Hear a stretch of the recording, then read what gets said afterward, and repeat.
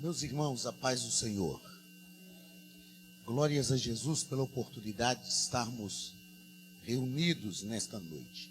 Aos nossos irmãos que estão nos assistindo pelo Instagram, como a gente sempre tem feito, o irmão Henrique vai fazer aqui um corte rápido, né? No Instagram, tendo em vista o tempo. Glórias a Jesus pela oportunidade de estarmos na casa do Senhor nesta noite, para glorificarmos e bendizermos o seu maravilhoso nome. Somos poucos reunidos no templo nesta noite, não é? Mas muitos, eu acredito que alguns irmãos também online conosco. E o importante, como disse o pastor Fernando aqui, ao fazer a leitura da palavra de Deus, é que o Espírito Santo está conosco. O Senhor está conosco para nos ajudar, para nos fortalecer.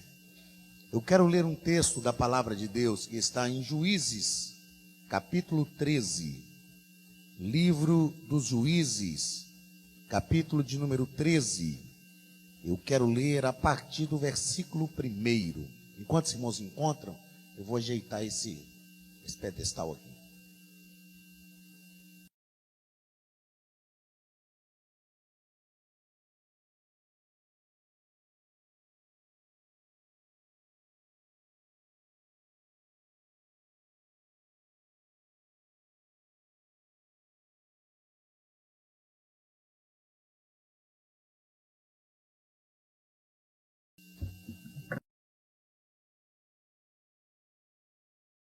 Glórias a Jesus. Juízes capítulo 13, a partir do versículo 1. Quantos encontraram e podem dizer amém? Tendo os filhos de Israel tornado a fazer o que era mal perante o Senhor, este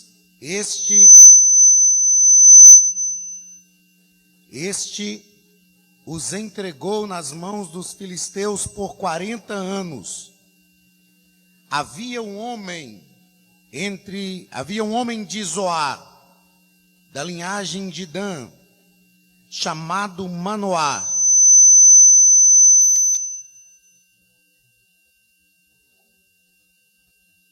cuja mulher era estéril e não tinha filhos. Apareceu o anjo do Senhor a esta mulher e lhe disse: eis que és estéril e nunca tiveste filho, porém conceberás e darás à luz a um filho. Agora, pois, guarda-te, não bebas vinho ou bebida forte, nem comas coisa imunda, porque eis que tu conceberás e dará à luz um filho, sobre cuja cabeça não passará navalha.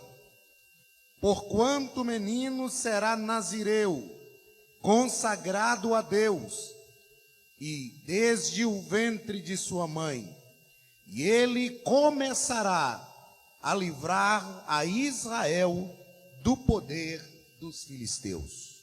Somente até aí o versículo 5. Podeis assentar, meus queridos e amados irmãos. Meus irmãos, quando nós estudamos o Antigo Testamento, e visto que hoje é um culto de estudo, um culto de ensino da palavra de Deus, quero me ater a este contexto hoje de ensino. Quando nós estudamos o Antigo Testamento, nós aprendemos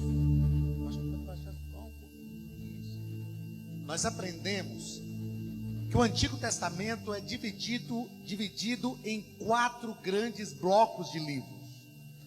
O primeiro bloco de livros do Antigo Testamento é o Pentateuco. O segundo bloco, os livros históricos.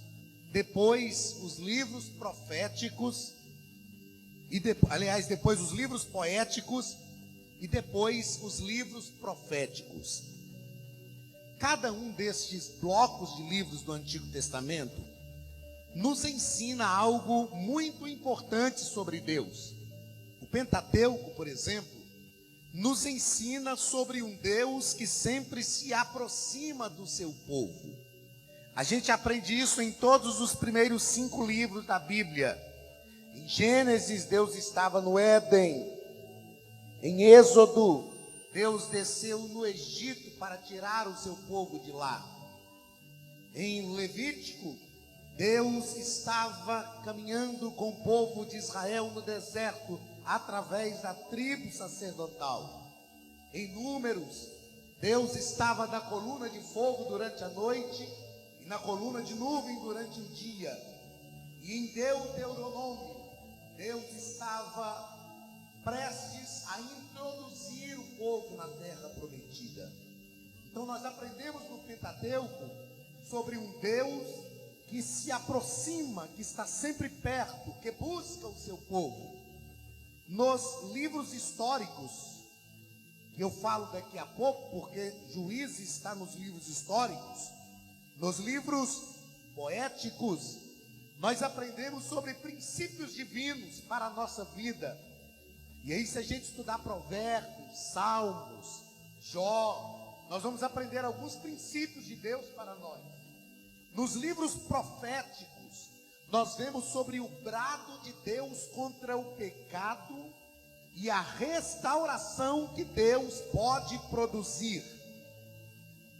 Os profetas dão um brado contra o pecado, brado contra as injustiças sociais, mas eles apontam também para um caminho de salvação.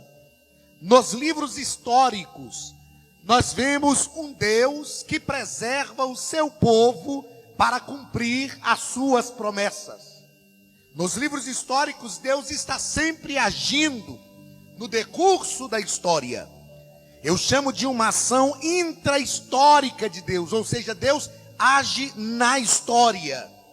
Deus manipula a história para cumprir as suas promessas.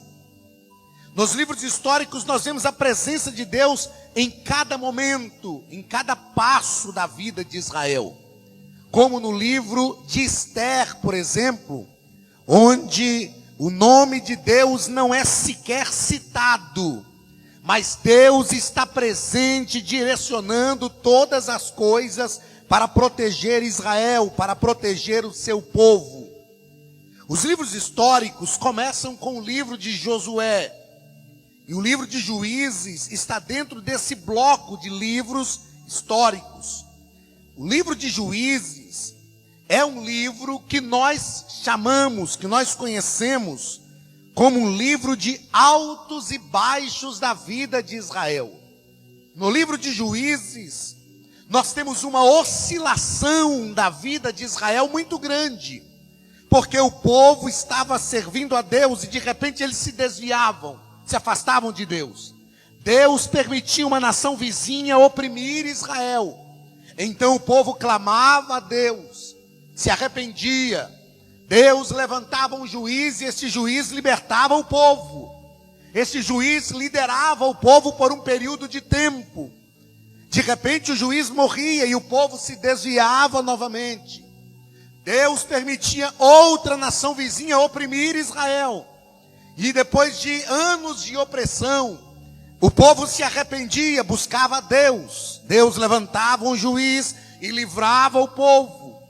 O juiz morria, o povo se desviava novamente. E o livro de Juízes nos traz essa história de altos e baixos da vida de Israel.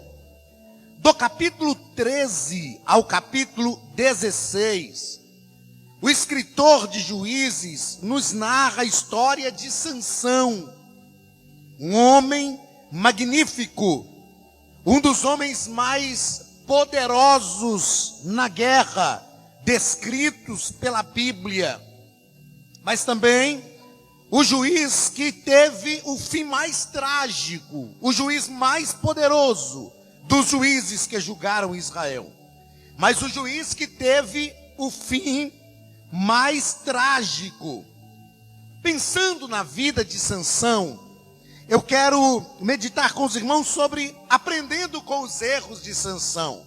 Como nós podemos aprender algumas coisas com os erros de Sansão. E hoje, dentro deste tema, deste assunto, aprendendo com os erros de Sansão, eu quero falar sobre Sansão, quando o chamado traz um homem à existência. Sobre isso, dentro desse assunto, aprendendo com os erros de Sansão, eu quero falar sobre Sansão, quando um chamado traz um homem à existência. As narrativas do capítulo 13, do texto que lemos, nos diz que os filhos de Israel haviam tornado a fazer o que era mal perante o Senhor. Então o Senhor os entregou nas mãos dos filisteus. Quando nós vemos diversas narrativas na Bíblia, do Senhor permitindo o seu povo ser conquistado por outros povos, nós precisamos aprender algumas coisas. Na história de Israel, nós temos um registro de dois grandes cativeiros.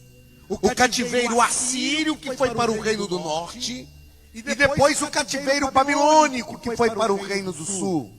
Do cativeiro assírio, o povo não voltou do cativeiro. Mas no cativeiro, para o reino do sul, que é o cativeiro babilônico, o povo retornou do cativeiro.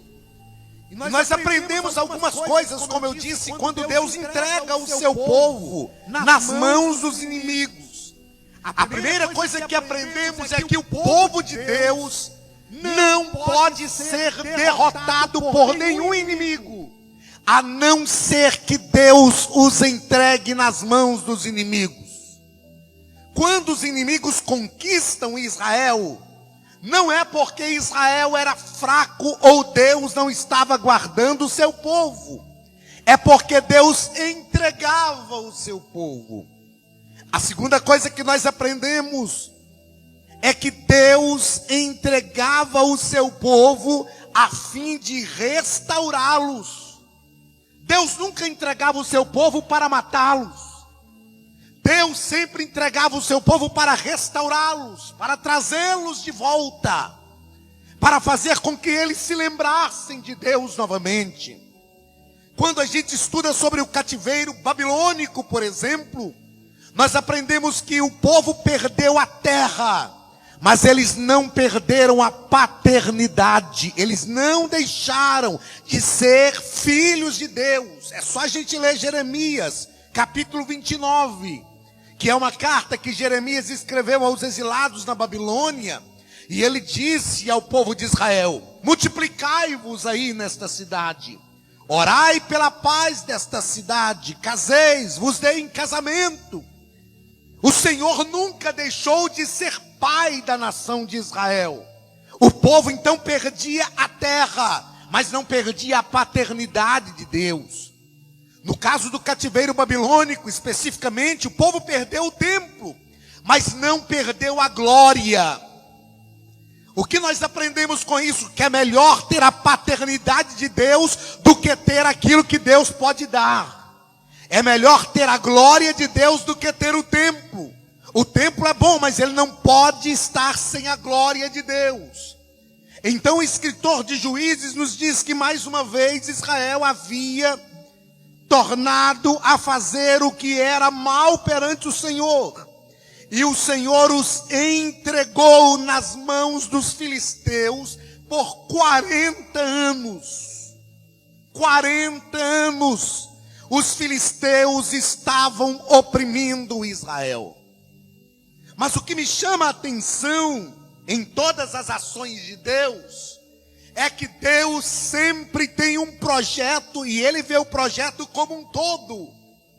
Israel não via, Israel só via a opressão dos filisteus.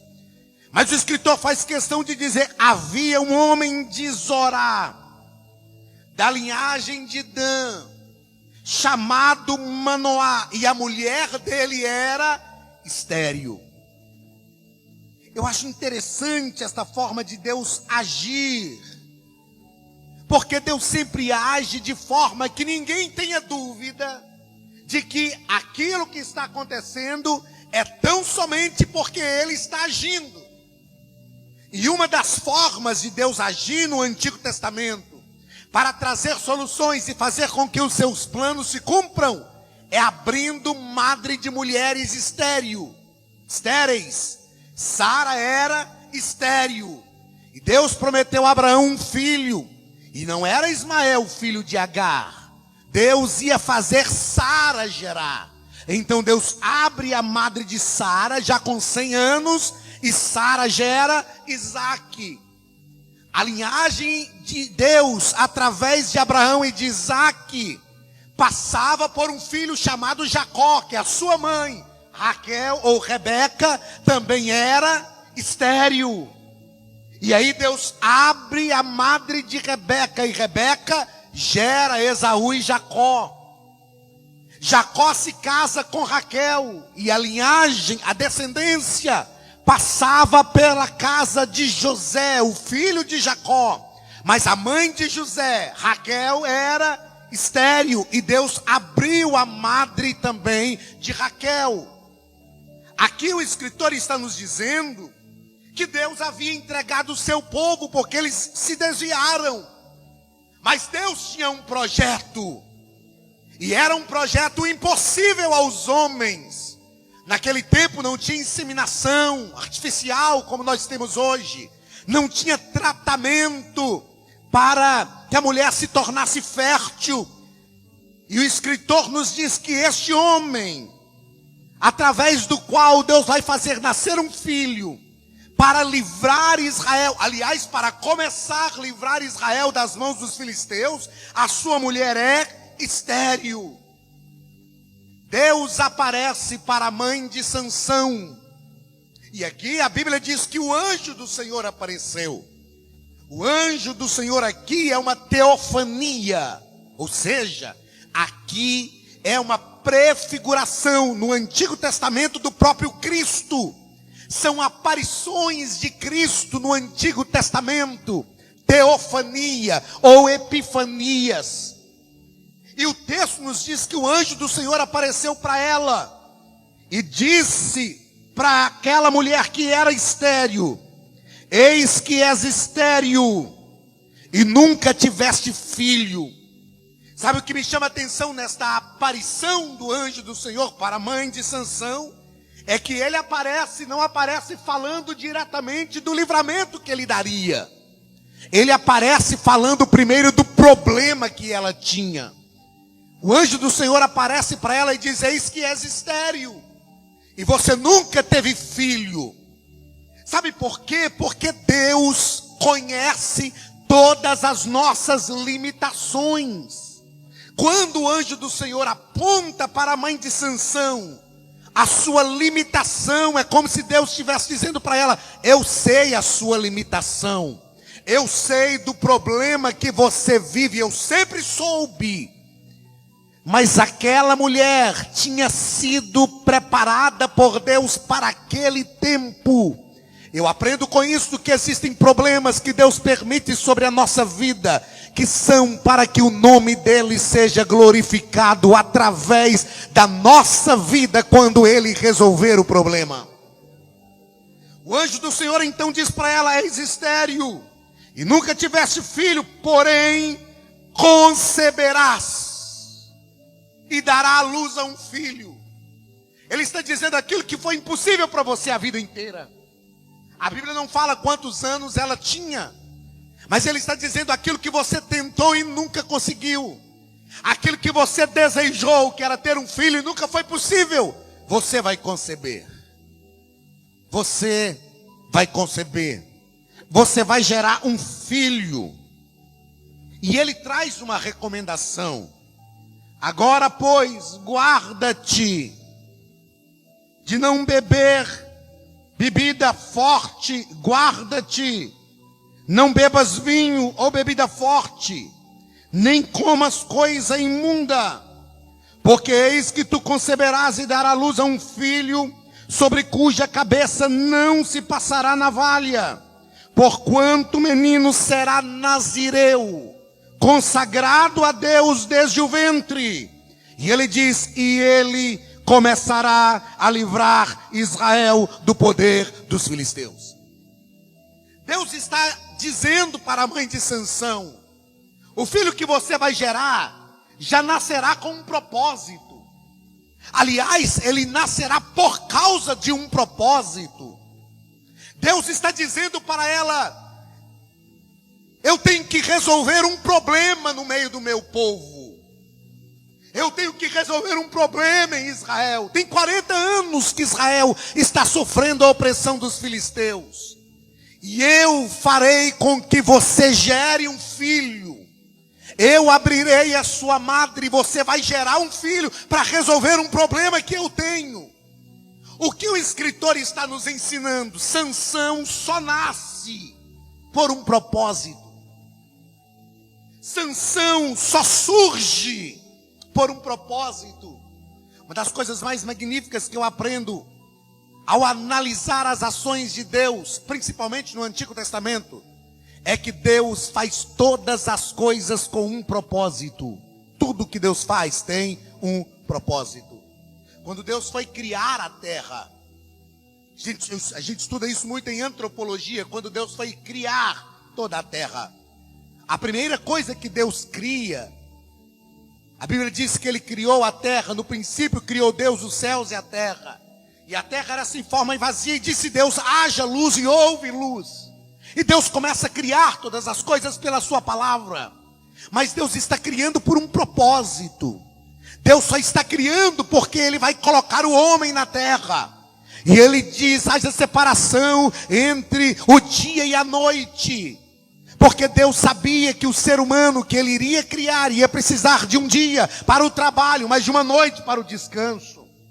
Deus sabia que a gente ia precisar da energia do sol, mas Deus sabia que a gente ia precisar da claridade da lua. Deus sabia que a gente ia precisar de árvores frutíferas, e Deus sabia que a terra precisaria de animais. Deus sabia de todas as coisas. Então tudo que Deus faz tem um propósito.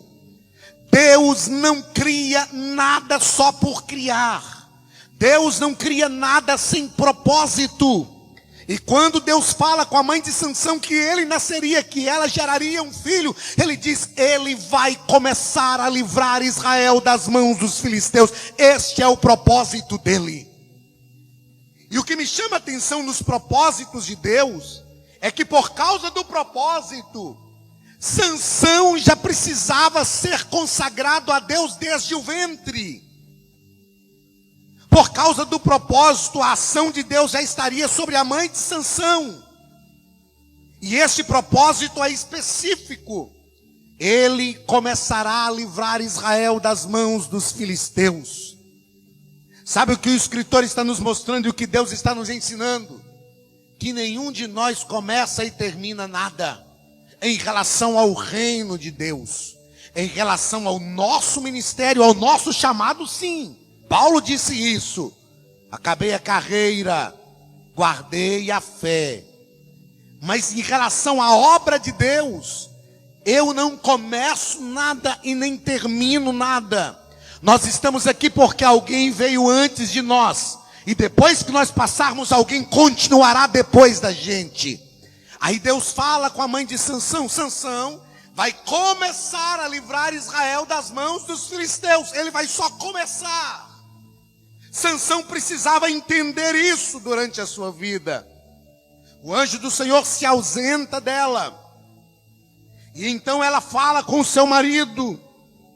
Ela falou, versículo 6 diz isso. Ela fala com o seu marido: um homem de Deus veio a mim. A sua aparência era semelhante a um anjo de Deus. E ela disse a ele, era uma aparência tremenda. Não lhe perguntei de onde era, nem disse o seu nome. E ela contou para ele, ele disse que eu vou gerar e que eu terei um filho. E me chama a atenção que Manoá, que era o pai de Sansão, quando ouve o que a sua esposa diz, ele ora a Deus. Então Manoá orou ao Senhor e disse, versículo 8: ah, Senhor meu, rogo que o homem de Deus que enviaste venha outra vez e nos ensine o que devemos fazer ao menino que há de nascer. Duas coisas eu aprendo aqui com Manoá. A primeira coisa que eu aprendo é que Deus não pode falar uma coisa com a minha esposa e não comunicar isso ao meu coração. E que Deus não pode falar algo comigo e não comunicar ao coração dela. A mulher está dizendo, um homem de Deus veio, era como um anjo. E ele falou comigo, falou com Maria, ela se achou grávida. José tentou fugir, ela já estava desposada, casada. Só não viviam juntos, mas já era um compromisso de casamento. E quando José tenta fugir, o anjo do Senhor fala com ele também. Por quê? Porque Deus não é um Deus de confusão. O que Deus faz não gera dúvida. A primeira coisa que eu aprendo com Manoá é que ele está dizendo, o mesmo Deus que falou com minha esposa, é o mesmo Deus que tem que falar comigo também. O mesmo Deus que prometeu para ela, é o Deus que tem que trazer a promessa ao meu coração. Ele não está duvidando dela. Ele está orando a Deus dizendo, mande de novo o mesmo homem que veio falar com ela. Então ele demonstra credibilidade nas suas palavras. Mas ele diz, eu quero que ele fale comigo também. A segunda coisa que eu aprendo com Manoá, que não é porque Deus fez uma promessa e a promessa vai se cumprir, que está tudo bem, que a gente agora, a partir do cumprimento da promessa, a gente faz conforme a gente quer. Não. Deus era o sonho de um homem e de uma mulher no Antigo Testamento. Era o maior projeto do casal ter um filho, principalmente para o homem. E ter um filho homem, então, era a realização da vida de um homem no Antigo Testamento. Manoá ouviu o que a mulher disse, Deus vai nos dar um filho, um homem. Manoá está feliz porque Deus vai cumprir algo que era o desejo do seu coração. Mas Manoá tem uma preocupação. Eu quero que o Senhor mande o anjo para falar comigo, para falar com minha mulher. Como nós devemos proceder a partir do momento que esta promessa do Senhor for uma realidade na nossa vida. Que ensinamento glorioso Manoá nos dá. Ele está dizendo, a promessa de Deus se cumpriu na tua vida? Amém, glórias a Jesus. Mas não abandone Deus, não faça conforme a tua própria vontade. Faça com a promessa de Deus que já se cumpriu na tua vida, aquilo que só Deus pode orientar. Busque a orientação de Deus. A promessa já cumpriu, não é? Então busque a orientação de Deus para aquilo que você vai fazer com a promessa.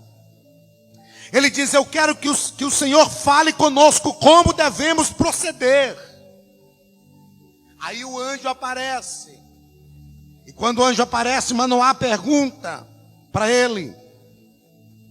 A Bíblia diz que Deus ouviu a oração de Manoá. E o anjo de Deus veio outra vez à mulher.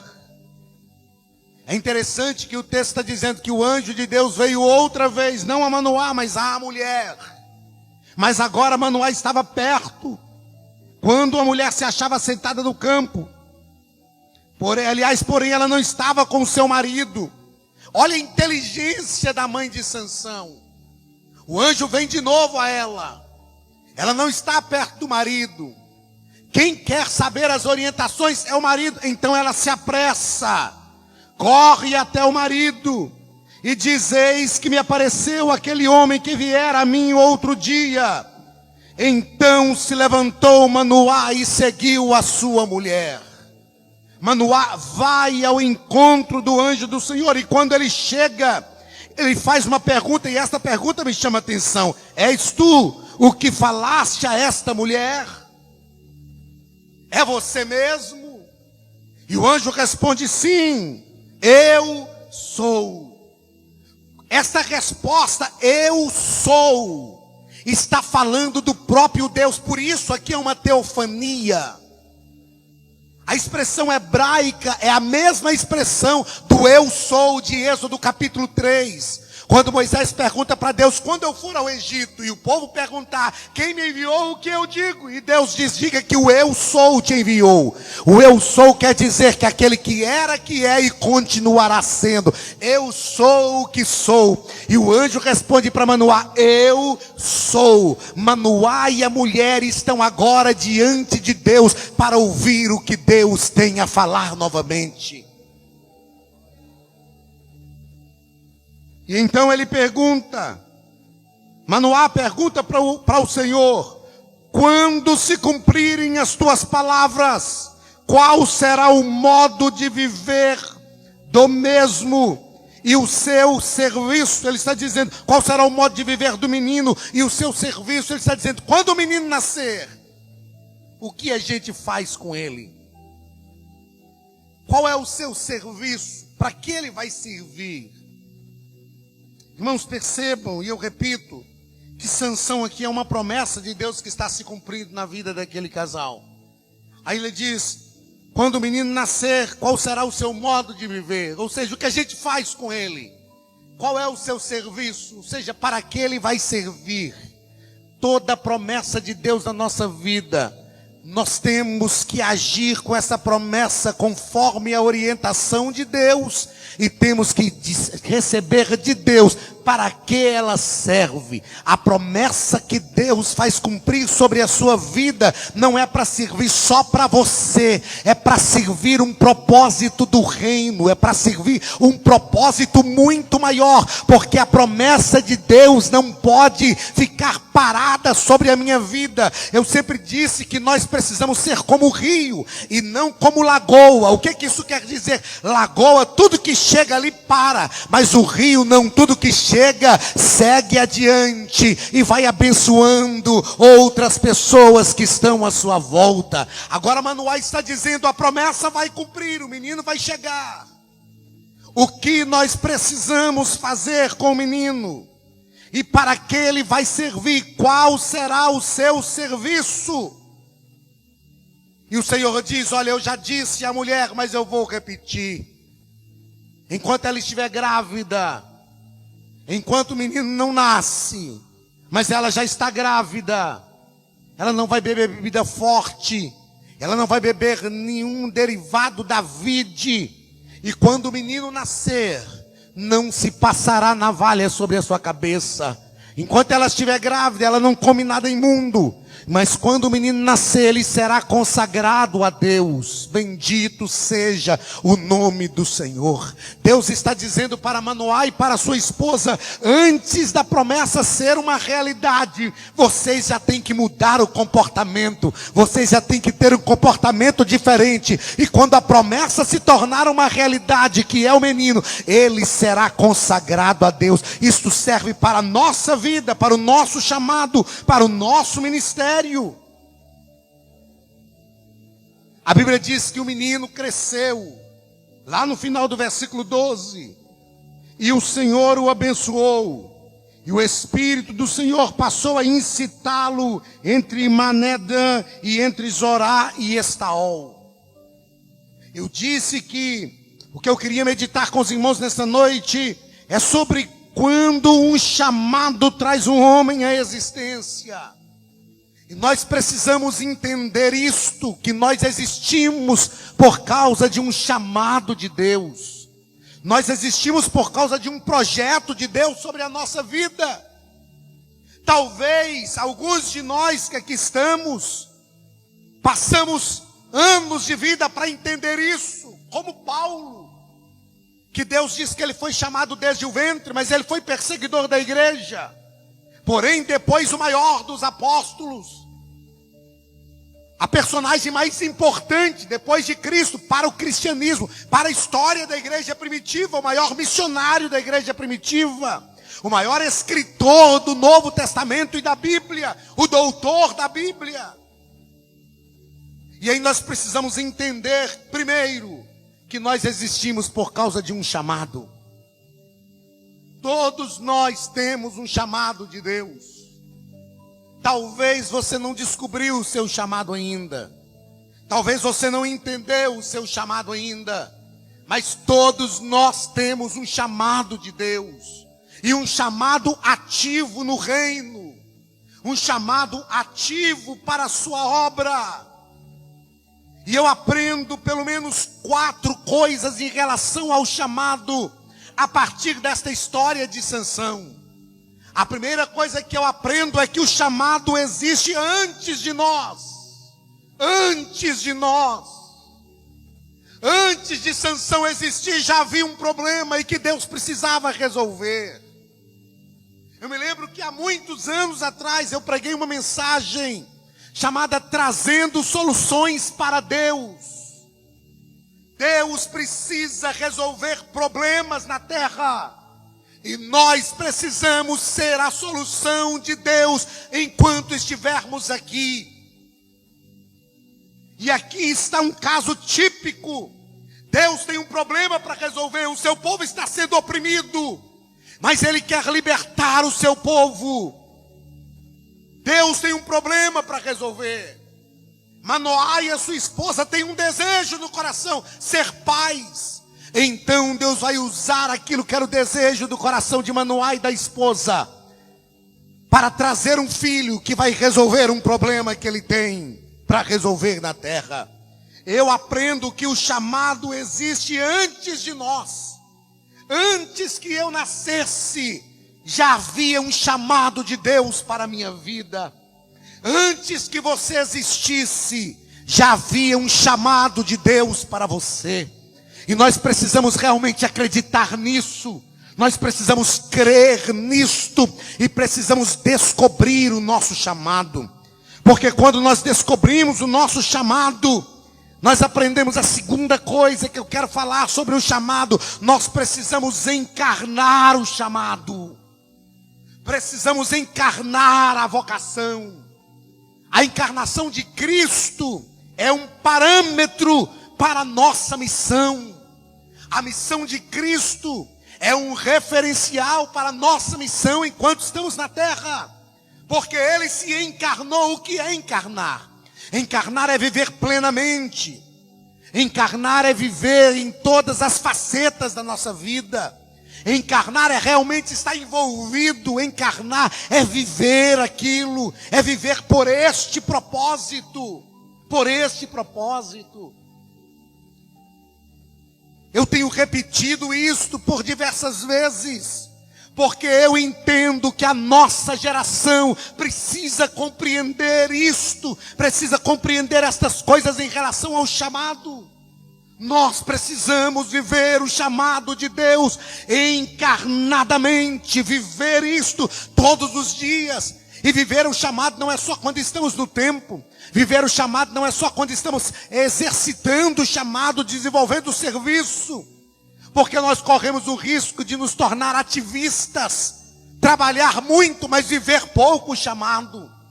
Viver o chamado é viver a essência do chamado em nós.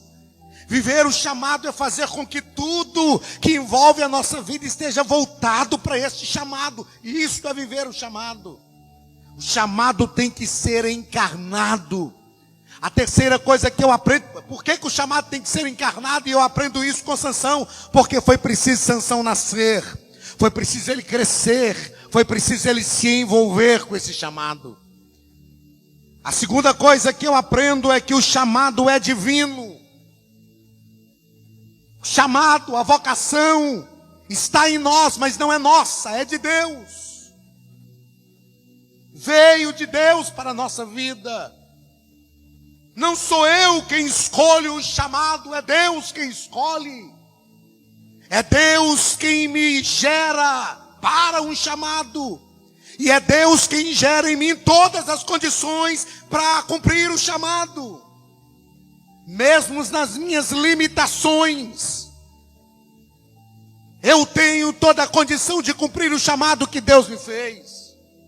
A melhor pessoa para cumprir o chamado que Deus te fez é você. Quando Deus foi chamar Moisés, por exemplo, lá em Êxodo capítulo 3, Deus chegou para Moisés e disse: você vai voltar ao Egito, porque você vai libertar o meu povo.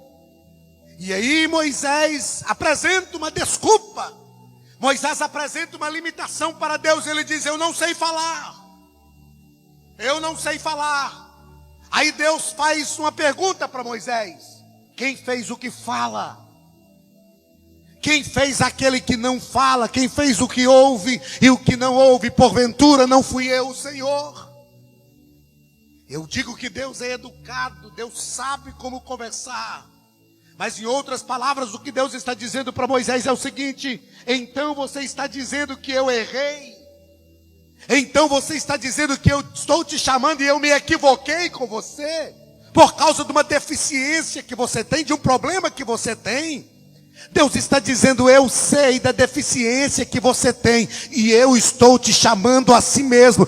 Deus não nos chamou por causa da perfeição que nós temos. Deus nos chamou com todas as limitações que nós temos. E aí Deus fala para Moisés o seguinte: eu não te chamei para falar, eu te chamei para me representar, porque para falar eu tenho outro, eu tenho o teu irmão Arão. Sabe o que eu aprendo? Na deficiência do meu chamado, Deus já chamou alguém para suprir a deficiência do chamado que eu tenho. Na deficiência do teu chamado, Deus já chamou alguém para suprir a deficiência do chamado que você tem. E assim a obra de Deus acontece. Eu preciso entender que o chamado é divino. Ele é eterno. O chamado não morre. A gente passa pregando aqui na live da Uma Derby, sábado eu falei sobre isso. A gente passa, mas o chamado não. Eu repito o que eu citei aqui no sábado. Pastor Anselmo Silvestre, ele cumpriu o chamado. Por causa do cumprimento do chamado que ele teve, nós estamos aqui. Aí nós vamos cumprir o nosso chamado. Quando nós passarmos, o resultado do nosso chamado permanece. O apóstolo Paulo cumpriu o seu chamado. E ele cumpriu de forma tão intensa que ele disse: eu acabei a carreira, eu guardei a fé. Mas o propósito de Deus para a vida de Paulo está sendo vivido, ou o propósito de Deus através da vida de Paulo está sendo vivido por nós até hoje, ao lermos os seus escritos, ao sentirmos a graça e a presença de Deus através daquilo que o Espírito Santo inspirou para escrever. A gente vai, mas o chamado não. Porque o chamado é de Deus, então ele já existia antes de nós. E depois que a gente passa, o resultado do chamado permanece. Nós precisamos entender isto. E a última coisa que eu aprendo com o chamado, e aqui foi uma falha de Sansão. Sansão não entendeu. Sansão não compreendeu que ele passou a existir por causa do chamado. E em relação ao seu chamado, ele falhou principalmente aqui. O chamado deve direcionar a nossa vida. O chamado tem que dar a direção. O chamado tem que nos fazer caminhar, nos fazer viver. O chamado tem que nos mover. Não é que nós vamos viver só vida eclesiástica. Deus sabe que existem diversas outras coisas na nossa vida. Deus sabe que a gente tem uma vida social, uma vida conjugal, familiar, acadêmica, vida profissional. Deus sabe. Mas o chamado tem que direcionar a nossa vida. Quando eu digo que o chamado tem que direcionar a nossa vida, eu quero que você entenda que se for preciso abrir mão de alguma coisa por causa do chamado, a gente tem que abrir.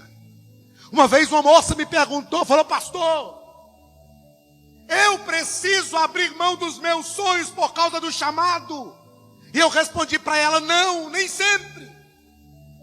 Mas você precisa ter disposição de abrir mão dos teus sonhos, se for preciso, se Deus te pedir, por causa do chamado. Sansão não entendeu que o chamado tinha que direcionar a vida dele.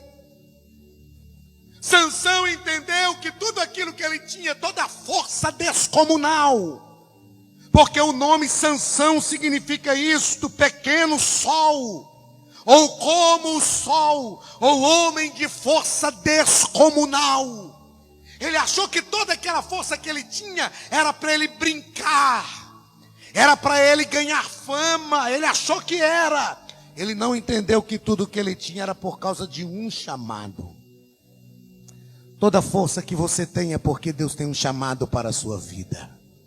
Toda capacidade que você tem é porque Deus tem um chamado para a sua vida. Até a capacidade que nós temos para a vida secular, aquilo que nós temos capacidade para fazer lá na vida profissional, Deus nos dotou por causa de um chamado. Eu entendo isso hoje na minha vida. Toda a capacidade que eu tenho, até na vida profissional, é por causa do chamado. E eu aprendi, toda vez que alguém elogiar alguma coisa que eu faço, até no trabalho, eu digo glórias a Jesus, porque se não fosse a ação de Deus sobre a minha vida, eu não teria condições. É declarar, como eu aprendi com um amigo, pastor Apolônio Souto, é declarar a nossa dependência de Deus, é dizer todo dia: Deus, eu declaro a minha dependência de Ti.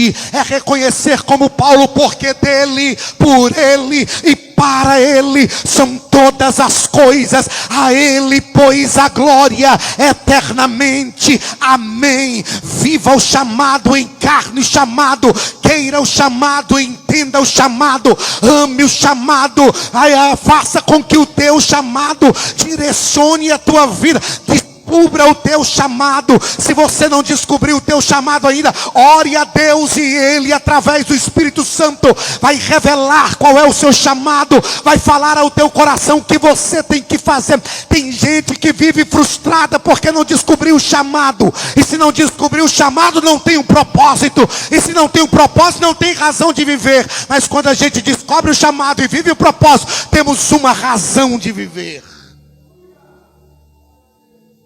Eu aprendo com Sansão que o chamado o trouxe à existência. Foi um chamado.